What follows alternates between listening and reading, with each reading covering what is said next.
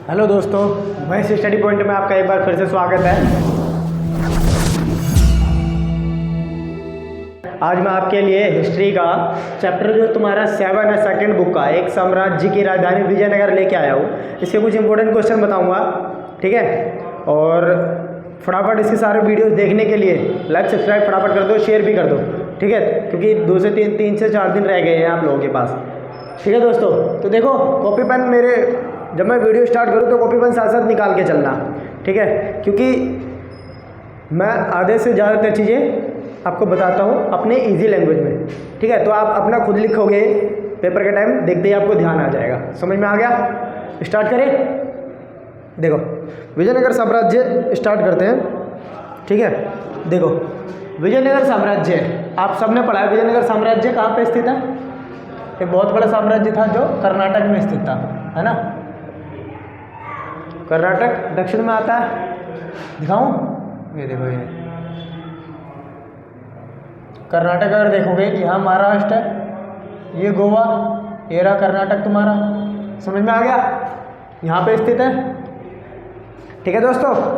ये हो गया विजयनगर साम्राज्य कहाँ पे स्थित है? कर्नाटक में। 1-1 नंबर का क्वेश्चन देखो, 2-2 नंबर के, 3-3 नंबर के, 1-1 नंबर के सारे क्वेश्चन तुम्हें यहीं पे मिल जाएंगे, ठीक है। इधर उधर भागने की जरूरत नहीं है। बस आधा से पौन घंटा आप मेरे वीडियो में बने रहिए, चैप्टर तुम्हारा खत्म। जी हाँ, सही सुना आपने, चैप्टर आधे से पौन घंटे में ख़त्म कर दूंगा, ठीक है।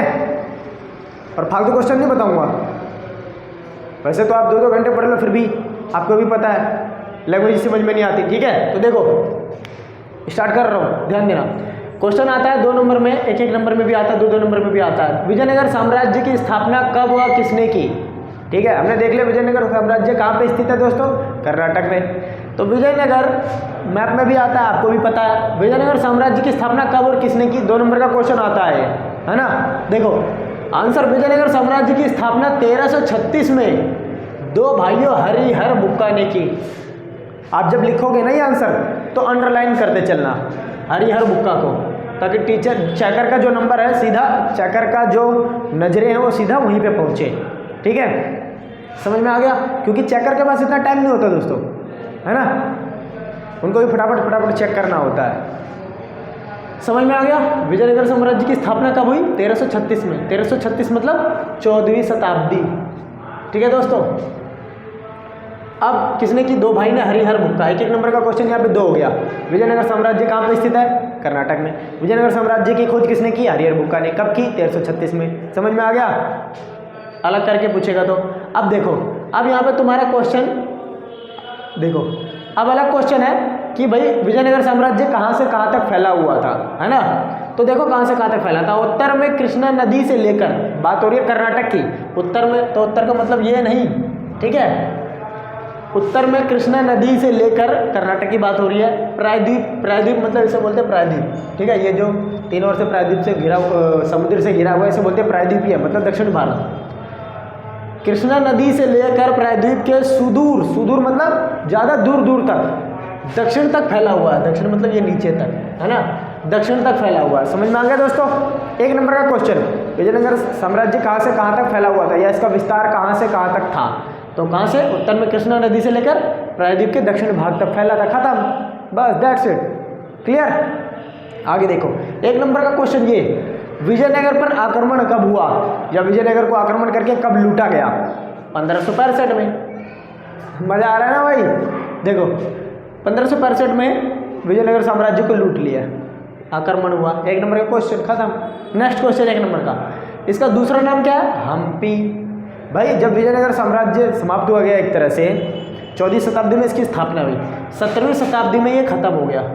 देखो, ठीक है, 17वीं शताब्दी में कहने का मतलब है ये खत्म। 17वीं सदी तक आते आते पूरा यह समाप्त हो गया विजयनगर साम्राज्य, एक तरह से पूरा तहस नहस हो गया, ठीक है। और भी हम देखेंगे इसकी क्या क्या खासियत रही थी। तो इसका दूसरा नाम हम्पी है ना। यहाँ के स्थानीय लोगों ने इसको हम्पी नाम से याद रखा अपनी स्मृतियों में। 1 नंबर का क्वेश्चन आता है, विजयनगर साम्राज्य का दूसरा नाम, या यहाँ के स्थानीय लोगों ने इसको किस नाम से जीवित रखा अपनी यादों में? स्मृतियाँ। स्मृतियाँ मतलब यादें, है ना। तो हम्पी नाम से याद रखा। समझ में आ गया दोस्तों? आगे बढ़े। 2 नंबर का क्वेश्चन, हम्पी की खोज कब और किसने की? 1800 ईस्वी में पुरातात्विक कर्नल कॉलिन मैकेंजी ने की। हम्पी की खोज मतलब हम्पी की घोषणा कब हुई? कॉलिन मैकेंजी ने की। और कब की? 1800 में। ख़त्म। और ये कौन, एक तरह से ये ईस्ट इंडिया कंपनी में अधिकारी था, कार्यरत का काम करता था। East India company, east India company आप लोगों ने पढ़ा होगा, जो अंग्रेजों ने स्थापित की थी बंगाल में, है ना। व्यापार करने के उद्देश्य से आए थे, लेकिन भारत को ही लूट गए। अच्छा, अगला तो ध्यान देना दोस्तों, अगला क्वेश्चन इसका जो है, अगला क्वेश्चन क्या है? कॉलिन मैकेंजी कौन था, है ना। कॉलिन मैकेंजी कौन था तथा इसकी मृत्यु कब हुई? ठीक है, यहाँ पे ये क्वेश्चन पूछता है। देखो, कॉलिन मैकेंजी ना 1754 में जन्म हुआ था इसका, और इसने सर्वेक्षण और मानचित्रकार के रूप में ना इसने प्रसिद्धि हासिल की। मतलब एक मानचित्रकार मतलब मानचित्र बनाने वाला, इसकी प्रसिद्धि हासिल की। ठीक है, ये क्वेश्चन पूछता है। और 1 नंबर का अलग करके क्वेश्चन पूछता है कि इसे भारत का पहला सर्वेयर कब बनाया गया? 1815 में। या ऐसे है कि भारत का पहला सर्वेयर कौन था? सर्वेयर मतलब खोज करने वाला, जांच पड़ताल करने वाला, है ना। समझ में आ गया? पहला सर्वेक्षण डायरेक्टर जनरल 1815 में बनाया गया। किसको? भारत का पहला सर्वेक्षण डायरेक्टर जनरल किसे बनाया गया? सर्वेयर जनरल, इसको कॉलिन मैकेंजी को। और इसकी मृत्यु कब हुई दोस्तों? 1821 में। बस खत्म। समझ में आ गया? क्लियर है? आगे क्वेश्चन की ओर बढ़े। ठीक है, फिर इसको करो। इसका जो अगला क्वेश्चन है वो हमारा, विजयनगर साम्राज्य का प्रसिद्ध शासक कौन था तथा इन्होंने अपनी माँ के नाम पर किस नगर की स्थापना की? ठीक है, ये क्वेश्चन है। आप लोगों को पता है जैसे कि विजयनगर जो शहर था ना, इसके बारे में थोड़ा बता देता हूँ। विजयनगर शहर जो था, है ना, कर्नाटक में जो स्थित था। तो कहता है विजयनगर साम्राज्य ना शुरुआत में ठीक ठाक चल रहा था कुछ, जब तक यहाँ के शासक कृष्णदेव राय थे। जब तक यहाँ के शासक कौन थे? कृष्णदेव राय सबसे प्रसिद्ध शासक यहाँ के माने जाते हैं, और थे भी, क्योंकि विजयनगर साम्राज्य को इसने आगे तक इसी ने बढ़ाया, इसी शासक ने। और इसके बाद जितने भी शासक आए उसके बाद डाउन ही पड़ता गया।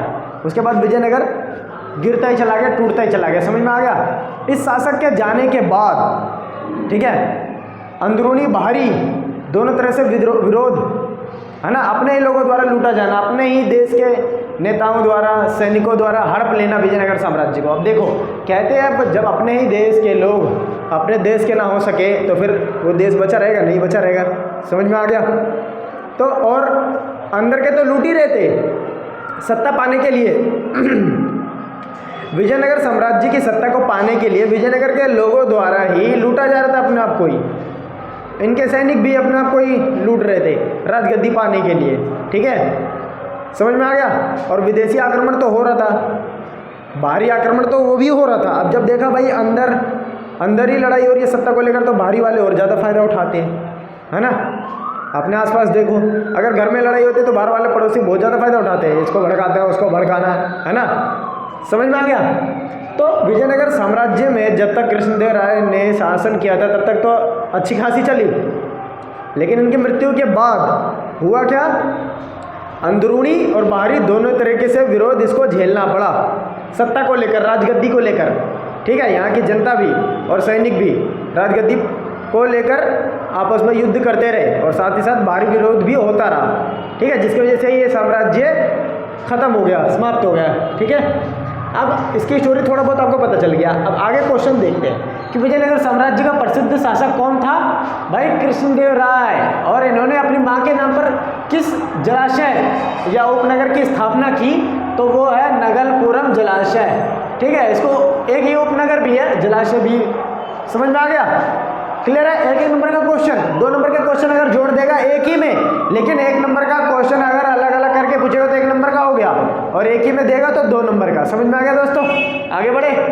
ठीक है, आगे देखो, अगला क्वेश्चन है 2 नंबर का क्वेश्चन ये वाला देता है कि राक्षसी तागड़ी, यहाँ राक्षसी नहीं आ रही, नाम है राक्षसी तागड़ी, और दूसरा नाम है इसका तालीकोटा युद्ध। क्या था या कब हुआ? इसमें कौन विजयी रहा? समझ में आ गया दोस्तों? देखो, राक्षसी तागड़ी युद्ध बोलो या तालीकोटा, बात एक ही है। 2 नाम है इसके, राक्षसी तागड़ी और तालीकोटा युद्ध।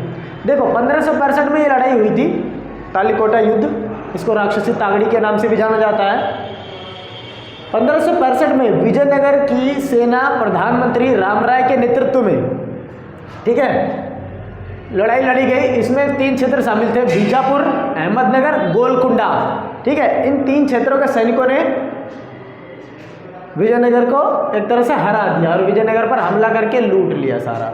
समझ में आ गया दोस्तों? बस खत्म। विजयनगर की बहुत ज़्यादा हार हुई यहाँ पे। इन 3 क्षेत्रों की सेनाओं ने विजयनगर पर धावा बोल दिया, लूट लिया।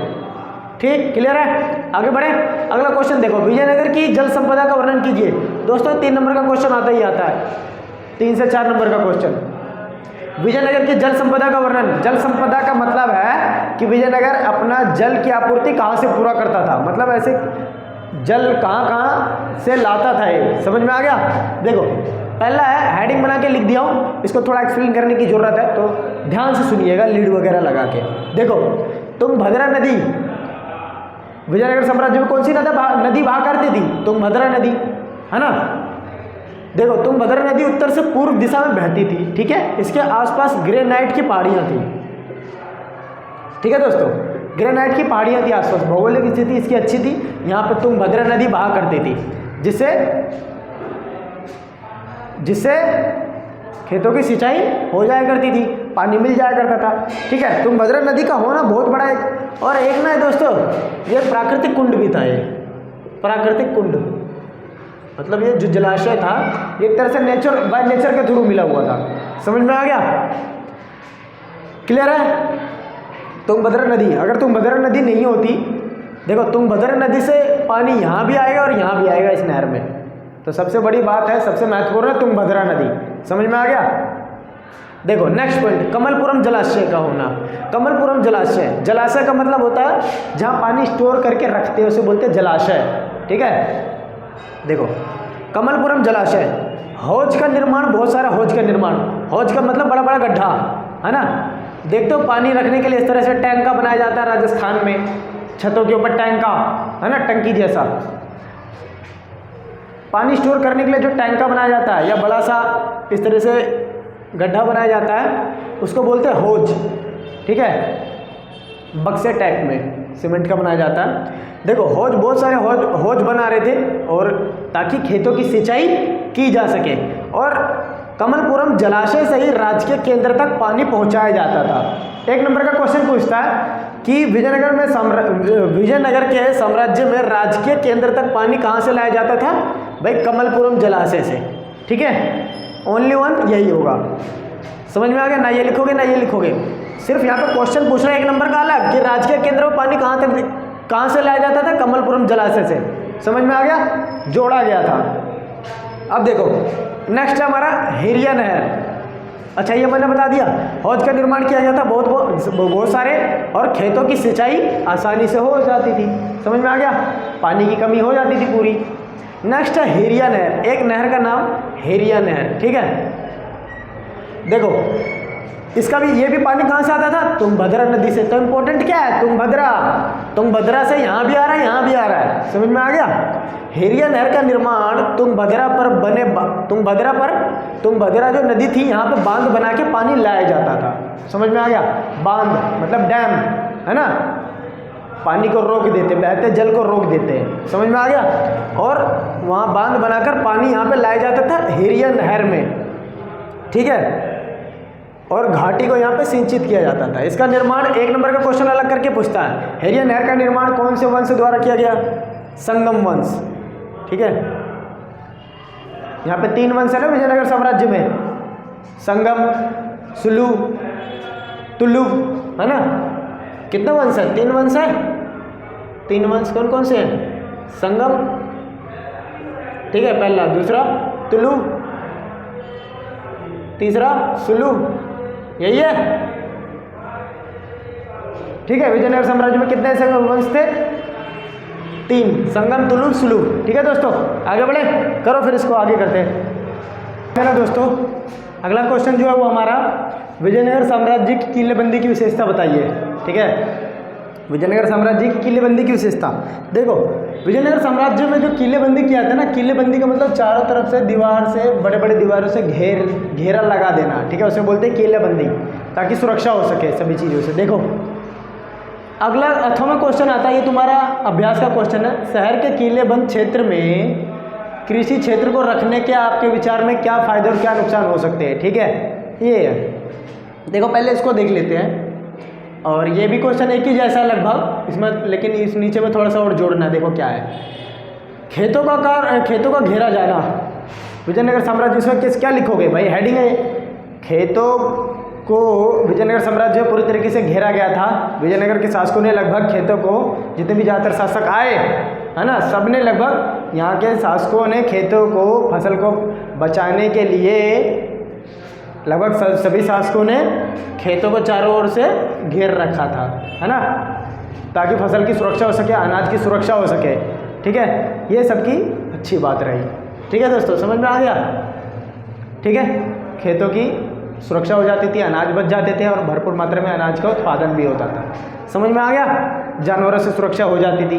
ये तो जानवर क्या करते हैं, पानी पीने के लिए रोन देते हैं, है ना, खा जाते फसलें वगैरह। दूसरा क्या भाई, नगरों को भी घेराबंदी किया गया था। नगरों की भी घेराबंदी हुई थी वहाँ पे विजयनगर साम्राज्य में। नगरों को भी घेरा गया था चारों ओर से, ताकि देखो मान लो जैसे ये मैं बना रहा हूँ, ये एक बड़ा विजयनगर साम्राज्य है ना, चारों ओर से घेरा लगा देते थे और एक इस तरह का कुछ दीवार होता था। समझ में आ गया। इस तरह से यहाँ से एंट्री होती थी और इधर बाकी सब नगर होते थे। समझ में आ गया दोस्तों, ये सब नगर, मतलब एक तरह से चारों ओर से ये साम्राज्य घिरा होता था और एक बीच एक द्वार होता था, प्रवेश द्वार। समझ में आ गया। चारों ओर से, इससे क्या होती थी, राज्य की सुरक्षा हो जाती थी पूरी तरीके से, बाहरी व्यक्ति कोई नहीं आ पाता था। समझ में आ गया, जल्दी क्लियर है, समझ में आ जाएगा। अच्छा, नगरों की भी घेराबंदी और पहाड़ी क्षेत्रों, जो पहाड़ी क्षेत्र था ना उससे जोड़ रखा था। ठीक है, जंगलों की घेराबंदी। जंगलों की घेराबंदी भाई, यहाँ पे भी जंगलों की घेराबंदी की गई थी। यहाँ के बहुत से ऐसे नागरिकों को ये थोड़ा रोचक लगी, जंगलों की भी घेराबंदी हुई थी यहाँ पे। उससे क्या हुआ, यहाँ के जंगल की भी सुरक्षा हो जाया करती थी। बस खत्म, दैट्स इट, इससे ज़्यादा कुछ नहीं करना। समझ में आ गया। अच्छा, अब अगर ये क्वेश्चन पूछेगा कि खेतों को घेरे जाने के फायदे और नुकसान बताइए, तो क्या फ़ायदे हैं भाई, फसल की सुरक्षा हो जाती है। ठीक है, और अनाज भरपूर मात्रा में मिल जाता है। समझ में आ गया। पानी सिंचित सही तरीके से हो जाती है। ठीक है, क्योंकि अगर मान लो घेराबंदी नहीं होती, सारा पानी बाहर, घेराबंदी हो गई तो पानी सारा अंदर रहेगा। समझ में आ गया। लेकिन नुकसान क्या भाई, नुकसान ये है कि ये काफ़ी ज़्यादा खर्चीला होता था, समय अधिक लगता था किलेबंदी करवाने में। समझ में आ गया दोस्तों, क्लियर है। अब नेक्स्ट क्वेश्चन हमारा 4 नंबर का आता ही आता है। देखो, विजयनगर शहर की धार्मिक केंद्र की विशेषता बताइए। धार्मिक केंद्र मतलब मंदिरों की विशेषता। इसको घुमा के क्वेश्चन दे सकता है। विजयनगर शहर की मंदिरों की विशेषता बताइए, कौन कौन से मंदिर थे यहाँ पे। देखना दोस्तों, पहला तो हम देख लेंगे विजयनगर शहर में, विजयनगर साम्राज्य में यहाँ की जो देवी थे, स्थानीय देवी, वो थी पंपा देवी। 1 नंबर का क्वेश्चन अलग करके पूछता है। ठीक है, स्थानीय देवी मार्ता देवी कौन थी, पंपा देवी। ठीक है, अब आगे देखते हैं। राज्य के संरक्षक देवता विरूपाक्ष और विट्ठल मंदिर आपने सुना होगा, यहाँ के प्रमुख देवता संरक्षक राज्य के। लेकिन राज्य के संरक्षक देवता, सुरक्षा देने वाले कौन थे, विरूपाक्ष। विरूपाक्ष जो किसके रूप माने जाते हैं, शिव जी के। समझ में आ गया दोस्तों। अच्छा, आगे क्या विशेषता भाई यहाँ पे मंदिरों की। धार्मिक केंद्र, देखो मंदिर हमारे क्या होते हैं, धार्मिक केंद्र होते हैं। धार्मिक केंद्र मतलब मंदिर ही हमारे धर्म की पहचान की वो करता है। समझ में आ गया। तो यहाँ मंदिर के सभागार, सभागार मतलब जो सभा होती थी, सभा मतलब जहाँ बैठक होती है, तो ये बहुत बड़ा मंदिर था यहाँ पे। तो क्या था, इस मंदिर का उपयोग, यहाँ पे बने जो रूम थे उसे बोलते सभागार। तो इनका प्रयोग किस कार्यों में होता था भाई, विभिन्न कार्यों में होता था। जैसे यहाँ पे नाटक, कार्यक्रम, संगीत, है ना, भजन कीर्तन वगैरह, नृत्य आदि कार्यक्रमों के लिए यहाँ के सभागार, मंदिर के सभागारों का प्रयोग होता था। समझ में आ गया दोस्तों। आगे देखो, झूला झूलने के लिए यहाँ इन सभागारों के इस्तेमाल में ना कुछ विशेष देवी देवताओं को झूला भी झुलाया जाता था। जैसे हम जन्माष्टमी में कृष्ण जी को झुलाते हैं ना। समझ में आ गया, देवी देवताओं को। अच्छा, अब यहाँ पे अगला मंदिर कौन सा है, विट्ठल मंदिर। नाम सुना होगा आपने, विट्ठल मंदिर, जो यहाँ के ये भी प्रमुख देवता है विट्ठल, और विष्णु जी के ये रूप है, महाराष्ट्र में बहुत ज़्यादा पूजे जाने वाले हैं। ठीक है, ये हो गया विशेषता। समझ में आ गया। आगे यहाँ पे एक रथ के आकार का भी मंदिर है। रथ के आकार का अगर मैं आपको मंदिर दिखाऊं तो ये है शायद कुछ, हाँ ये देखो, ये दिखा, ये देखो ये रहा रथ के आकार का है ना, समझ में आया? रथ के पहिए जैसे लगे हैं ना यहाँ पे, रथ के आकार का मंदिर। तो ये भी मंदिर इसकी बहुत ज़्यादा खास विशेषता है और ये एक अनूठा मंदिर था। अनूठा मतलब विचित्र मंदिर था। समझ में आ गया दोस्तों? क्या एक नंबर का क्वेश्चन अलग पूछता है कि विजयनगर साम्राज्य में अनूठा मंदिर कौन सा था? रथ के आकार का मंदिर, रथ जैसा दिखने वाला। ठीक, अच्छा अब इसमें से ही एक एक नंबर के क्वेश्चन हो जाएंगे।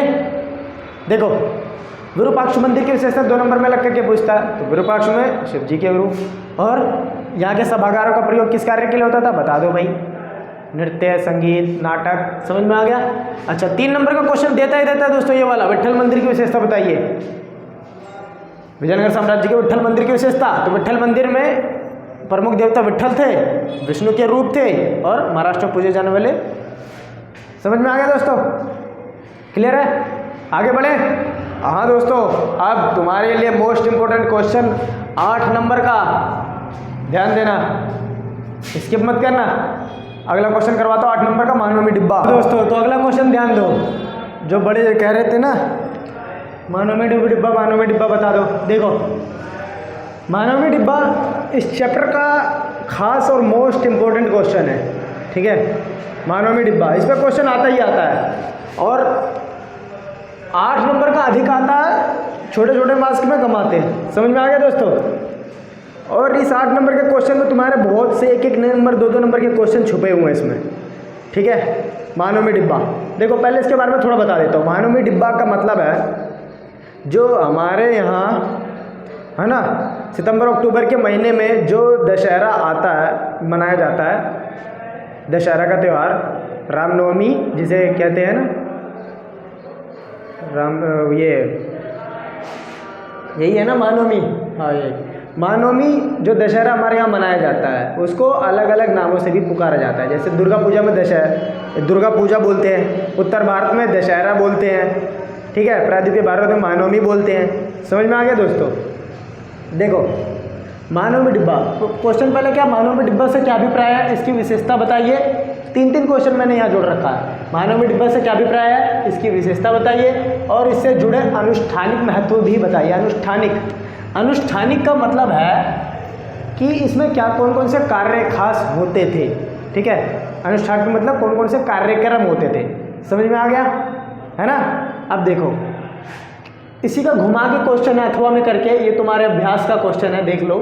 आपके विचार में मानवमी डिब्बे से संबंध अनुष्ठानों के कौन कौन से संबंध अनुष्ठानों कौन से थे तथा इनका महत्व बताइए। मतलब कौन कौन से अनुष्ठानिक कार्य किए जाते थे। ठीक है, इसका क्या महत्व था। अब देखो मैंने सारा आंसर लिख दिया है, नोट कर लेना भाई, इजी लैंग्वेज में। ठीक है, ध्यान देना, समझा दूंगा, ध्यान देना, बड़े ध्यान से सुनना भाई। देखो पहले हम मानवमी डिब्बा को एक्सप्लेन करोगे, अभिप्राय पूछ रहे हैं ना, डिफाइन। देखो मानवमी डिब्बा सितंबर अक्टूबर के महीनों में मनाया जाने वाला ये हिंदू का एक पवित्र त्यौहार है ना। कौन से महीने में मनाया जाता है बता दो। हिंदू का त्यौहार है। इसे महानवमी या दशहरे मतलब जो 9 दिन का होता है, 10वें दिन तो दशहरा हो जाता है, तो 9 दिन पहले होता है, दशहरे के 9 दिन पहले, और 10वें दिन दशहरा। इसे मानवमी डिब्बा कहा जाता है। समझ में आ गया दोस्तों? मानवमी डिब्बा क्लियर है भाई? दशहरा जो मनाया जाता है उसी को मानवमी डिब्बा कहते हैं। ठीक, सितंबर अक्टूबर के महीने में मनाया जाता है। कब मनाया जाता है वो लिख दो, और कितने दिन का त्यौहार है, 9 दिनों का, बस खत्म। ज़्यादा इधर उधर नहीं पढ़ना है हमें। समझ में आ गया है ना? ज़्यादा मैं इधर उधर की फालतू चीज़ें नहीं करवाता। देखो ये हो गया। अब इसकी विशेषताएं में यही शब्द आ जाएगा। मानवमी डिब्बा भाई सितंबर अक्टूबर में मनाया जाता है। ठीक है, एक तो पहला पॉइंट तुम यही दे दो। ठीक है, देखो अब आगे बढ़ो। शहर के सबसे ऊंचे स्थान पर, विजयनगर के जो साम्राज्य था ना, जहाँ पे सबसे ज़्यादा ऊंचा स्थान था, वहाँ पे एक मंच था। मानवमी डिब्बा एक बहुत बड़ा, एक विशालकाय मंच था। ठीक है दोस्तों, और ये यहाँ पे सेलिब्रेशन मतलब कब मनाया जाता था इसको, दशहरे से 9 दिन पहले। ठीक है, मानवमी डिब्बा ये एक विशालकाय मंच, यहाँ पे बहुत बड़ा मंच बनाया गया था। विशालकाय मतलब बहुत बड़ा मंच बनाया गया था। कहाँ पे? शहर के सबसे ऊंचे क्षेत्र पर।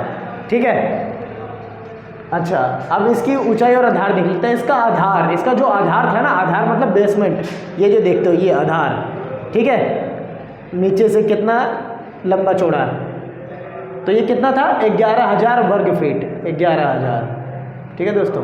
और इसकी ऊंचाई कितनी थी 40 फीट ऊंचाई, है ना, ये कितनी थी दोस्तों 40 फीट, समझ में आ गया, 40 फीट ऊंचाई थी इसकी, और ये था 11,000 आधार, समझ में आ गया ये हिस्सा, और ऊंचाई 40 फीट, ठीक है दोस्तों। देखो सोचो कितना ऊंचा, 40 फीट कम नहीं होते हैं, है ना।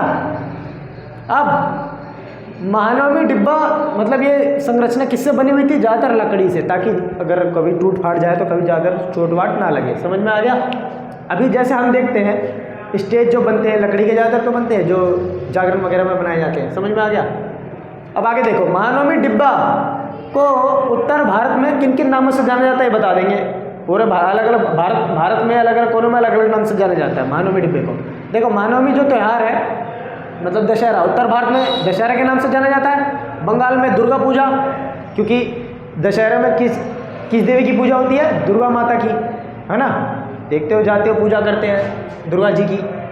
और प्रायद्वीपीय भारत में महानवमी के नाम से जाना जाता है इसे, समझ में आ गया, कितना ईजी है ना, बस ध्यान देना।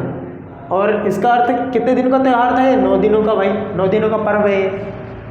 इस अवसर पर शासक अपने रुतबे और ताकत का प्रदर्शन करते थे, है ना। देखो अब हमारी विशेषता हो गई है, अब हम देखेंगे इससे जुड़े धार्मिक अनुष्ठान, मतलब इसमें कौन कौन से, ये क्वेश्चन, इसमें कौन कौन सी अनुष्ठानिक कार्य होते थे। अनुष्ठानिक मतलब किस तरह के कार्यक्रम होते थे, ठीक है, प्रोग्राम। देखो पहला है, इस अवसर पर मूर्ति की पूजा होती थी, किसकी पूजा, मूर्ति की पूजा, ठीक है। दूसरा, राज्य के अश्व की पूजा, अश्व मतलब घोड़ा, ठीक है, घोड़े का पर्यायवाची अश्व, राज्य के अश्व की पूजा होती थी, ठीक है। तीसरा, भैंसों और अन्य जानवरों की बलि दी जाती थी। दशहरा में दोस्तों हम देखते हैं बहुत ज़्यादा बलि दी जाती है ना, बकरे की बलि दी जाती है, भैंसे की बलि दी जाती है, समझ में आ गया। बकरे की बलि ज़्यादा दी जाती है, बलि मतलब काटना, है ना। देवी के सामने, दुर्गा जी के सामने बकरों की भैंसों की बलि दी जाती है, सबसे खास विशेषता है इसकी, सब, है ना, समझ में आ गया। बलि देना ये पुरानी परंपरा रही है, अभी भी बहुत ज़्यादा चलता है, और बंगाल में तो सबसे ज़्यादा चलता है दोस्तों। आगे देखो चौथा क्या है भाई, इस अब कार्यक्रम कौन कौन से, और आगे क्या है चौथा भाई यहाँ पर नृत्य होता था, मतलब डांस, कुश्ती प्रतिस्पर्धा होती थी, है ना, राजा आपस में 2 प्रतियोगिताओं के बीच प्रतिस्पर्धा करवाते थे, कंपटीशन, कुश्ती लड़ो भाई, और जो जीतता था उसे इनाम देता था। और साथ ही साज लगे घोड़े, साज लगे मतलब सजावट करके, घोड़ों को सजा धजा के, है ना, सजा धजा के मतलब जैसे शादी ब्याह होती है तो घोड़ों को सजाया जाता है ना, वैसे ही तो सजा धजा के घोड़ों को और हाथियों को और रथ, इन तीनों चारों को मिलाकर सैनिकों को भी शोभा यात्रा, एक यात्रा निकाली जाती थी बड़ी सी, समझ में आ गया, जिसमें हाथी घोड़े और सैनिकों को सजा दिया जाता था अच्छे से, जैसे रामनवमी में यात्रा निकालते हैं ना, राम जी की शोभा यात्रा, समझ में आ गया, वैसे ही ये हो गया। आगे क्या करते थे, राजा द्वारा नायक मतलब जो इनके अंडर काम करते थे, और अतिथि जो भी इन्होंने बुलाया था उनको भेंट देने का कार्य करता था। भेंट मतलब इनाम वगैरह, समझ में आ गया दोस्तों, क्लियर है। अब यहाँ पे देखो 8 नंबर का क्वेश्चन तो ये हो गया तुम्हारा, ठीक है। अब 1-1 नंबर 2-2 नंबर का क्वेश्चन देखो कैसे यहाँ पे बताता हूँ तुम्हारा, ध्यान देना। देखो सब इसी में छुपा है। महानवमी डिब्बा का दूसरा नाम, अन्य नाम बताइए, दशहरा, ठीक है, दुर्गा पूजा, बस खत्म। नेक्स्ट क्वेश्चन, महानवमी डिब्बा कितने दिन का पर्व है, 9 दिन का पर्व है, ठीक। अगला क्वेश्चन, महानवमी डिब्बे का आधार कितना था, 11,000 वर्ग फीट। महानवमी डिब्बे की ऊंचाई कितनी है 40 फीट, बस यही तो है क्वेश्चन 1-1 नंबर के, और इससे फालतू नहीं जाना है। महानवमी डिब्बे का आधार कितना था, 11,000 वर्ग फीट, और ऊंचाई कितनी थी, 40 फीट, बस खत्म। महानवमी डिब्बा विजयनगर साम्राज्य के कहाँ पे बना था, सबसे बड़े ऊंचे क्षेत्र पर बनाया गया था, बस, है ना, बस खत्म। आगे क्वेश्चन पूछता है 2 नंबर का अलग क्वेश्चन पूछता है ये वाला, मानव डिब्बे से जुड़े 2 अनुष्ठानिक नाम बताइए। मानव डिब्बे से जुड़े 2 अनुष्ठानिक कार्य। तो पहला बता दो भाई, भैंस और अन्य जानवरों की बलि दी जाती थी, और दूसरा नृत्य होता था, ठीक है, प्रतिस्पर्धा होती थी कुश्ती की। बस खत्म हो जाएगा दोस्तों, क्लियर है। बाकी इससे जुड़ा कोई भी क्वेश्चन आपका हो तो कमेंट में जरूर पूछिएगा, ठीक है। समझ में आ गया, बस है ना। लाइक सब्सक्राइब जरूर करो फिर, ठीक है। बस मिलते हैं फिर अगले क्वेश्चन की ओर बढ़ते हैं। अब हम इसके अगले क्वेश्चन की ओर बढ़ते हैं, ध्यान देना। लास्ट क्वेश्चन जो हमारा, ये लास्ट क्वेश्चन है और ये भी इंपॉर्टेंट क्वेश्चन है। महानवमी डिब्बा और एक ये विजयनगर साम्राज्य में राय नायक अमर नायक की भूमिका बताइए। ये क्वेश्चन आता ही आता है ये भी, ठीक है। ये शायद हमारे मिड टर्म में भी आया था, एक बार पेपर उठा के देखो, आया था ना। देखो ध्यान देना, क्वेश्चन है पहला, ये क्वेश्चन देख लेते हैं। एक नंबर का छोटा क्वेश्चन है, बहुत बार आया हुआ, इसीलिए दे रखा हूँ। हम्पी को राष्ट्रीय स्थल के महत्व के रूप में मान्यता कब मिली? 1976 में, ठीक है दोस्तों। मतलब राष्ट्रीय स्थल कब घोषित किया गया? 1976 में। हम्पी मतलब विजयनगर साम्राज्य का दूसरा नाम। अब देखो लॉन्ग टाइप का क्वेश्चन, विजयनगर साम्राज्य में राय। अच्छा, एक नंबर का क्वेश्चन यहाँ पे भी है कि विजयनगर साम्राज्य के शासक अपने आप को क्या कहलवाते थे? राय। राय किसको कहते थे? विजयनगर साम्राज्य के शासक को अपने आप को राय कहलवाना पसंद करते थे, ठीक है। एक नंबर का क्वेश्चन हो गया ना। अब देखो क्वेश्चन हमारा, विजयनगर साम्राज्य में राय नायक अमर नायक की भूमिका बताइए। मतलब क्या क्या करते थे ये कार्य, समझ में आ गया। ये मिड टर्म में आया था, इंपॉर्टेंट क्वेश्चन है ये भी। देखो अब हो सकता है फिर से आ जाइए, अगर ये नहीं आएगा तो फिर मानो में डिब्बा आएगा। समझ में आ गया। देखो अब स्टार्ट करते हैं। देखो राय, पहले राय की बता दो। राय मतलब शासक यहाँ क्या करते थे भाई? शासक यहाँ पे मंदिर का निर्माण, है ना, खेतों की किलेबंदी, मरम्मत, रिपेयर, ये सब कार्य करवाते रहते थे। सिंचाई वगैरह समय समय पर हो, सिंचाई सही से पहुँचे, बांध का निर्माण वगैरह, है ना। और खासकर ये शासक खेतों की किलेबंदी पर बहुत ज़्यादा ध्यान देते थे, ठीक है, ताकि फसल की सुरक्षा हो सके। समझ में आ गया दोस्तों। अब देखो नायक, ये नायक देखो क्या करते हैं। नायक साम्राज्य की शक्ति का प्रयोग करने वालों में सेना प्रमुख होती थी, ठीक है, क्योंकि हर देश में ज़्यादातर कौन प्रमुख होती है? सेना ही प्रमुख होती है। और ये किले पर नियंत्रण भी रखती थी। देखो नायक क्या क्या करती थी? नायक मतलब एक तरह से सेना, ये सब क्या है? नायक अमर नायक, ये सेना है दोस्तों, ठीक है। अब देखो ये क्या करते थे? साम्राज्य की शक्ति पर अपना नियंत्रण रखती थी, किले पर नियंत्रण रखती थी, और एक स्थान से दूसरे स्थान पर भ्रमण करते थे। भ्रमण मतलब यात्राएं करते थे उपजाऊ भूमि की तलाश में। जहाँ उपजाऊ भूमि होती थी वहाँ जाके अपना गुजारा करते थे और वहीं पर रह के आसपास की निगरानी करते थे, चौकसी करते थे पूरे साम्राज्य की। समझ में आ गया दोस्तों। इन्हें नायक कहा जाता था। बस खत्म। एक नंबर का अलग क्वेश्चन पूछता, नायक किसे कहा जाता था? ठीक हो जाएगा। अब ये कौन सी भाषा बोलते थे? तेलुगु, कन्नड़। भाई साउथ के हैं तो तेलुगु कन्नड़ बोलेंगे। और ये कभी कभार क्या करते थे? आत्मसमर्पण कर देते थे और विद्रोह भी कर देते थे। समझ में आ गया। जिस वजह से ये क्या हुआ? विजयनगर साम्राज्य एक तरह से खत्म हो चुका है ना, क्योंकि यहाँ अंदरूनी भी विद्रोह और था, बाहरी भी हो रहा था। अब देखो दूसरा है अमर नायक प्रणाली, ठीक है, ये अमर नायक प्रणाली। अब ये क्या करते थे? ये थोड़ा इससे अपर लेवल पे बड़ा है। ये प्रमुख राजनीतिक खोज थी, मतलब राजनीतिक सत्ता पे इनकी पकड़ थी। ये तो सेना थी, निगरानी ज़्यादातर करते थे, लेकिन ये राज करते थे एक तरह से। ये निगरानी करते थे इधर उधर घूम घाम के, और ये क्या करते थे? राज, बड़े छोटे छोटे क्षेत्रों पे। राजाओं ने ना, ये सैनिक कमांडर होते थे, पहले ये समझो। सैनिक कमांडर मतलब एक तरह से हेड, और जिन्हें राय, राय मतलब राजा, राजा द्वारा प्रशासन चलाने के लिए, प्रशासन मतलब छोटे छोटे क्षेत्रों को चलाने के लिए, जैसे दिल्ली का प्रशासन कौन चला रहा है? केजरीवाल। समझ में आ गया।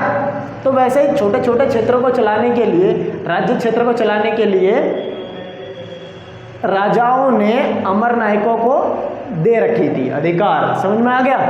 और ये क्या करते थे भाई? ये ना किसानों, शिल्पकर्मियों, व्यापारियों, इनसे भू राजस्व लेते थे, भू राजस्व वसूलते थे। भू राजस्व मतलब भूमि से लिए जाने वाला कर, और भी अन्य तरह के बहुत कर लिए जाते थे, टैक्स, है ना, वसूलते थे।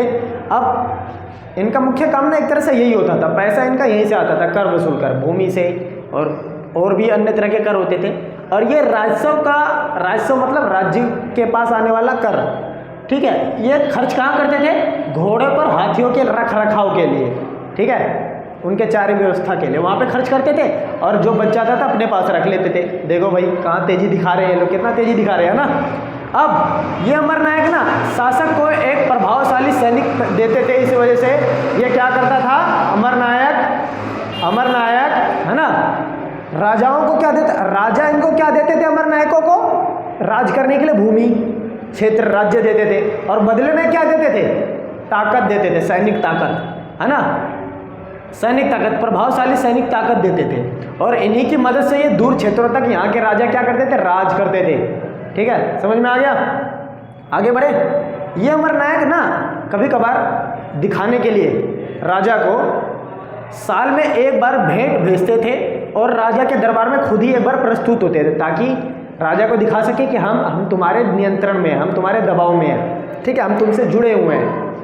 इस वजह से दिखाने के लिए एक तरह से राजा के दरबार में ये खुद ही उपहार लेके आते थे, खुद ही उपस्थित होते थे। समझ में आ गया। अब राजा भी तेज था, तो राजा क्या करता था, राजा इन पर नियंत्रण बनाने के लिए एक दूसरे के स्थान पर स्थानांतरित कर देते थे। तू वहाँ चले जा आज, ये उधर। समझ में आ गया। इस तरह से ट्रांसफ़र कर देते थे एक स्थान से दूसरे स्थान पे। राजा भी तेज था। समझ में आ गया दोस्तों। यहाँ बताना है राय नायक अमरनायक क्या क्या करते थे कार्य। समझ में आ गया, खत्म। मज़ा आ गया ना। बस इसके अलावा ज़्यादा फालतू पढ़ने की जरूरत नहीं है दोस्तों। क्वेश्चन आएंगे इन्हीं में से आएंगे, ठीक है, ज़्यादा टेंशन मत लो। समझ में आ गया। और अगर आप चाहते हो अगले वीडियो जो भी मैं बनाऊंगा इसके फटाफट आपका नोटिफिकेशन आपके पास आए, तो इसके लिए चैनल को लाइक सब्सक्राइब जरूर करना, ठीक है, और ज़्यादा से ज़्यादा शेयर करो। ठीक है दोस्तों, मिलते हैं नेक्स्ट वीडियो में फिर। Nice.